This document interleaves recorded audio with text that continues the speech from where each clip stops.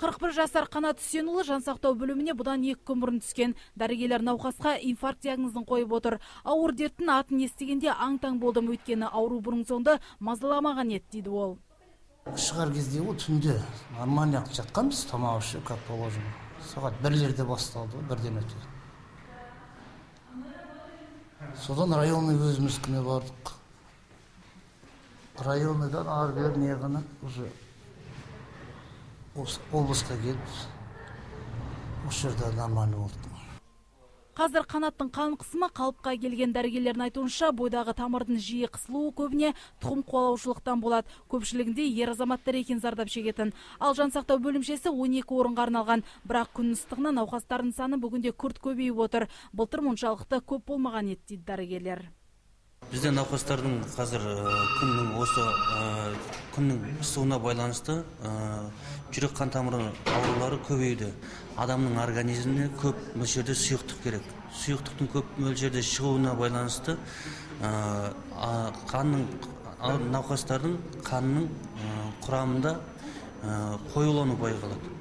Ол сондықтан ол жерде қанның жүректің қан тамырлары, основной жүректің қан тамырлары қоюланып, тромбтар тұруына байланысты бізде инфаркттың көлемі ұлғая бастайды.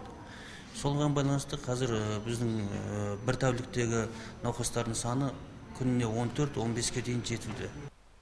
Ақ халаттылар қан қысымы жыл өткен сайын жасарып келе жатқан айтады. Бұрын бұл ауру 60 жастан жоғары адамдарда көп кездессе, қазір бұл дерттің құрығына 30-дан енді ғана асқандарда ілігуде. Ал синоптиктер тұрғындарды күн көзінен сақтануға шақырады. Өйткені Шаян, Отырар, Арыс аудандарында термометр көрсеткіші 45 градусқа дейін жоғарылап тұр. Орта Азия аумағынан қайтадан қайталанған тропикалық құрғақ ауаның облыс көлемінде сақталуының және одан ары қарай күшіне енуінің салдарынан термометр столбиктері кеше 38-43, кей жерлерде, яғни Отырар, Арыс аудандарында 45 градусқа дейін жетті. Алдағы осы аптада ауа температурасы түнде 22-27 градус, таулы аудандарда 18-23 градус, ал күндіз 38-43, кей жерлерде, яғни оңтүстік және шөлді аудандарда 46 градусқа дейін сақталады.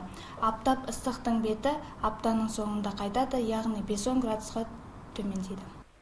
Болжаушылардың айтуынша, бұндай ыстық дәл 40 жыл бұрын тіркелген. Сондықтан өтпелі ыстықтан қорғанудың бірден-бір жолы бас киім мен салқын су болып тұр. Гүлзира Байдуллаева, Самат Кенжебаев, Сәкен Серқұл, ТВК телеарнасы.